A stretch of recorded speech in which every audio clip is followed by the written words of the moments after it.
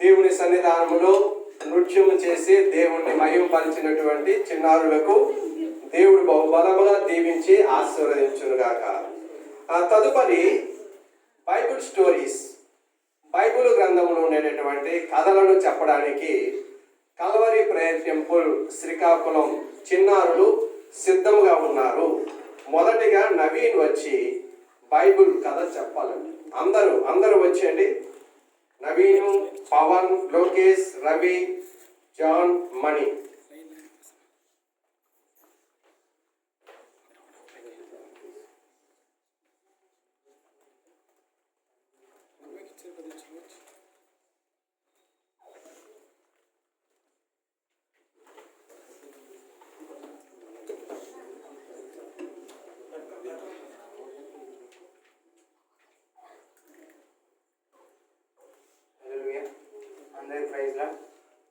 దేవుడు మన కొరకు యేసుక్రీస్తుని లోకానికి పంపించి యేసుక్రీస్తు మన కొరకు ఎన్నో అద్భుతకార్యాలు ఆశ్చర్యకార్యాలు చేయడం కాకుండా తన ప్రాణాన్ని కూడా అర్పించిన ముందుకు 3.5 సంవత్సరాలు మన కొరకు ఎన్నో బోధనలు చేశారు ఆయన. ఆ చేసిన బోధనలన్నీ మీకు కొన్ని కథల రూపంగా చెప్పబోతున్నాం, అందరూ వినండి. I'm Naveen Kumar, I'm studying in 10th class. నేను చెప్పే కథ ఏంటంటే మంచి సమరయుడు. ఒకరోజు ఏసీ దగ్గరికి ధర్మశాస్త్రోపదేశకుడు వస్తాడు. వచ్చి ఏసీ నిత్య జీవానికి వారసు అవ్వాలంటే ఏం చేయాలని ఏసీకి అడుగుతాడు. ఏసీకి అడగగానే ధర్మశాస్త్రంలో ఏం రాయబడి ఉందని అతనికి ఏసీ ప్రశ్నిస్తాడు. అడగగానే అతడు నీ దేవుడిని పూర్ణ హృదయంతోనూ పూర్ణాత్మతోనూ పూర్ణ శక్తితో దేవుని పూజించాలి, నీ పొరుగు అని ప్రేమించాలని అతడు చెప్తాడు. అయితే ఇవి చెయ్యి అని దేవుడు చెప్తాడు అతనికి. చేయగానే అతడు పొరుగువారంటే ఎవరన్నా దేవుని అడుగుతాడు. దేవుని అడగానే అప్పుడు దేవుడు ఒక ఉపమానం చెప్తాడు. ఒక వ్యక్తి యెరూషలేము నుండి యెరికోకు ప్రయాణం చేస్తుండగా త్రోవలో అతన్ని దొంగలు చూసి అతని దగ్గర ఉన్నంత దోచుకొని పనుపుడితో విడిచిపెట్టిన తర్వాత ఆ త్రోవ వెంబడి వస్తున్న యాజకుడు వస్తాడు. వచ్చి పట్టించుకోకుండా వెళ్ళిపోతాడు. తరువాత వచ్చిన లేవీయుడు చూసి పట్టించుకోకుండా వెళ్ళిపోతాడు. తరువాత సమరయుడు వస్తాడు. సమరయుడు వచ్చి అతన్ని వైద్యశాలకు పట్టుకొని వెళ్ళి ఇంకేదైనా డబ్బులు కావాలంటే తర్వాత రేపు వచ్చేస్తానని అతనికి చెప్తాడు. చెప్పిస్తే అప్పుడు దేవుడు అడుగుతాడు, దీనిలో నీ పొరుగువాడు ఎవడని అడగగా అతనేమొచ్చి ధర్మశాస్త్రోపదేశకుడు సమరయుడే అంటాడు. అప్పుడు యేసయ్య నీ శత్రువు కూడా నీ పొరుగువాడని చెప్తాడు. దీని ద్వారా నేను మీకు 2 విషయాలు చెప్పాలనుకుంటున్నాను. ఇజ్రాయెల్ ప్రజలకున్న సమరయుడికి ఇద్దరు శత్రు దేశాలు ఎలాగంటే మన ఇండియా పాకిస్తాన్ లాగా అనమాట. ఇండియా పాకిస్తాన్ ఉన్న ఫస్ట్ కొనవకుడితో ఉన్న వ్యక్తి ఇజ్రాయెల్ వాడే. తర్వాత వచ్చిన యాజకుడు కూడా ఇజ్రాయెల్ వాడే. తర్వాత వచ్చిన లేవీయుడు కూడా ఇజ్రాయెల్ వాడే. అయినా అతను చూసి పట్టించుకోలేదు. మనం ఎప్పుడు అలా ఉండకూడదు. మనం మనిషిని బట్టి ఎప్పుడు మనం అలా చేయకూడదు. మన శత్రువు అయినా అతను మనం ప్రేమించాలి. ఏసీ మనం ప్రేమించాడు కాబట్టి మనం కొంతైనా శత్రువు పైన మనం ప్రేమిస్తే అప్పుడు మనం యేసుక్రీస్తులాగా కాకపోయినా పరలోక రాజ్యానికి చేరగలం. మనం ఒక దేవుని వాక్యాన్ని చదివిస్తే ఎప్పుడు మనం అవ్వలేం. దేవుడు ఏ విధంగా అయితే చెప్పాడో మనం ఆ విధంగా జీవించగలిగితే మనం అప్పుడు దేవుని రాజ్యానికి వారసులు అవుతామని దేవుడు చెప్పాడు. తరువాత నేను మీకు 2వ విషయం ఏంటంటే, అతను యెరూషలేము నుండి యెరికోకు ప్రయాణం చేస్తున్నాడు. యెరూషలేము మనకు తెలుసు. యెరూషలేము అంటే దేవుని పట్టణం అని. యెరికో అంటే శపించబడిన పట్టణం. మనం యెరికో దేవుడి పట్టణం అనుకున్నాం. యెరూషలేము సాతాను అనుకున్నాం. యెరికో శపించబడిన లోకం అనుకున్నాం. తర్వాత తన దొంగలకు చుట్టుముట్టారు అంటే సాతాను. మనం ఎప్పుడైతే దేవుడి నుంచి మనం తొలగిపోతామో అప్పుడు మనం ఎప్పుడైతే లోకం వైపు వెళ్తామో సాతాను మనల్ని వెంబడించి మనల్ని శోధిస్తాడు. అలా మనం శోధించకుండా ఉండాలంటే దేవుళ్ళో మనం ఉంటే అది జాలించండి కేవలం. కాబట్టి ఈ 2 విషయాలు మనం గుర్తుపెట్టుకోవాలి. నిన్న వల్ల నీ పొరుగువాని దేవుడు మనల్ని ఎంత ప్రేమించాడో మనం పొరుగువాని కూడా అంత అలా ప్రేమిస్తే మనం కూడా దేవుని రాజ్యానికి వారసులు అవుతాం. రెండోదిగా మనం ఎప్పుడు మన యేసులోనే జీవించాలి. యేసులో జీవిస్తే మనకి పరలోక రాజ్యం అనేది దొరుకుతుంది.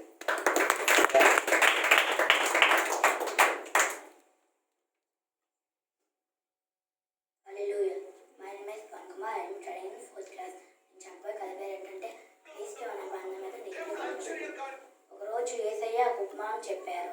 2 వ్యక్తులు ఇల్లు కట్టుకున్నారు. ఒక వ్యక్తి బండ మీద కట్టుకున్నారు, ఇంకో వ్యక్తి మీద కట్టుకున్నారు.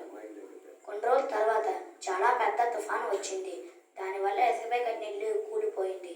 అదే తుఫాన్ గాలి బండపై కట్టిన ఇల్లుపై కూడా పడింది. కానీ బండపై కట్టిన ఇల్లు స్థిరంగా ఉంది. ఈ కథ నేను చెప్పింది ఏమిటంటే, ఇసుక అంటే లోకం, బండ అంటే యేసయ్య. ఈ లోకంలో చాలామంది ఉన్నారు. కొంతమంది యేసయ్య ఆజ్ఞలు చెప్పిన జీవిస్తున్నారు, ఇంకొంతమంది లోకంసారిగా జీవిస్తున్నారు. ఇద్దరు కూడా అన్నీ ఉంటాయి. లోకంసారిగా జీవించే వారిపై వానలు వరదలు అనగా కష్టాలు బాధలు వస్తాయి. యేసయ్యలా జీవించే వారిపై కష్టాలు బాధలు వస్తాయి. మరి వాళ్ళకి మనకి తేడా ఏమిటంటే లోకంసారిగా జీవించే వారు కూలిపోతారు. యేసయ్యపైన కట్టిన ఇల్లు వారిలాగా, దేవునిలా జీవించేవారు బండపైన కట్టిన ఇల్లులాగా స్థిరంగా ఉంటారు. కాబట్టి మనం కూడా క్రీస్తు అన్న బండ మీద మన జీవితాన్ని కట్టుకుంటే స్ట్రాంగ్గా స్థిరంగా ఉంటాము. హల్లెలూయా.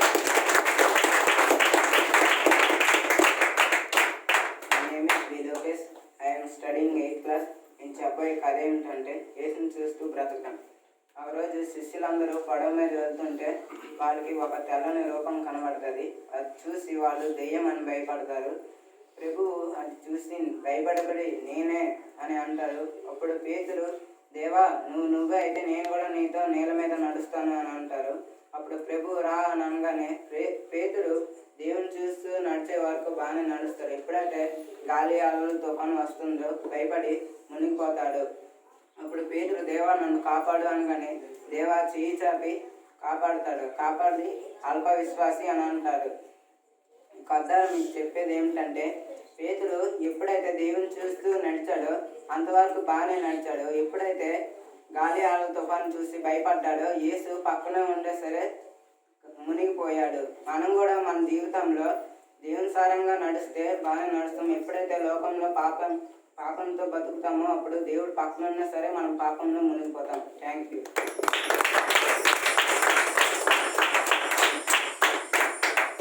My name is Kiran, studying 6th class. నేను చెప్పిన కథ ఏంటంటే అవగాహన విశ్వాసం ఉంటాం.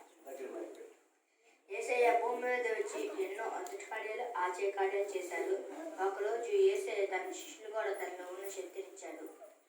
ఒకరోజు యేసయ్య కొండ మీద ప్రార్థన చేసి దిగి వస్తుండగా ఒక ఆయన యేసయ్య దగ్గరికి వచ్చి, యేసయ్య మా కొడుకుని కష్టపరచువా, చిన్నప్పటి నుంచి ధైర్యం పెట్టింది అన్నాడు. మీ శిష్యులు కూడా అడిగారు, కానీ వాడు ఏమి చేయలేకపోయాడు చెప్పడు. అప్పుడు యేసయ్య శిష్యులు గద్దించి, అల్ప విశ్వాసులారా ఇంకా ఎంతకాలమని మీతో ఉంటానని అన్నాడు. అప్పుడు యేసయ్య ఆ దెయ్యం పెట్టే వ్యక్తి దగ్గరికి వెళ్ళి ప్రార్థన చేశాడు. ఆ దెయ్యం వెళ్ళిపోయింది. అక్కడ ఉన్న అందరూ చూసి ఆశ్చర్యపోయాడు. వాళ్ళందరూ వెళ్ళిపోయిన తర్వాత శిష్యుల దగ్గరికి యేసయ్య వచ్చాడు.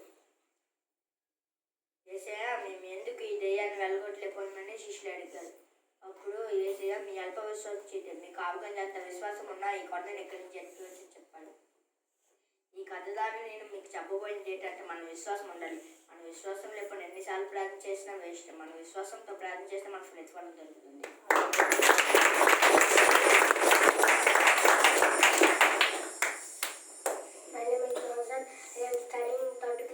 నేను చెప్పే కథ పేరు గాలి అలలు. యేసయ్య మాట విని. ఒకరోజు యేసయ్య తన శిష్యులు దోణి ఎక్కి సముద్రంలో ప్రయాణం చేశారు. యేసయ్య దోణి క్రింద భాగంలోకి వెళ్ళి పడుకున్నారు. అనుకోకుండా పెద్ద తుఫాను వచ్చింది. ఆ తుఫాను గాలి పడవ మునిగిపోయి పడింది. శిష్యులు చాలా భయపడ్డారు. అప్పుడు వారు దోణి క్రింద భాగంలోకి పడుకున్న యేసుని లేపి, మీకు చింత లేదా, ఇక్కడ మేము చచ్చిపోతాము అని అన్నాడు. అప్పుడు యేసయ్య సముద్రంపై చెయ్యి చూపగానే తుఫాను ఆగిపోయింది. అప్పుడు యేసయ్య వారి వైపు తిరిగి నమ్మకం మాత్రం ఉంచండి అని అన్నాడు.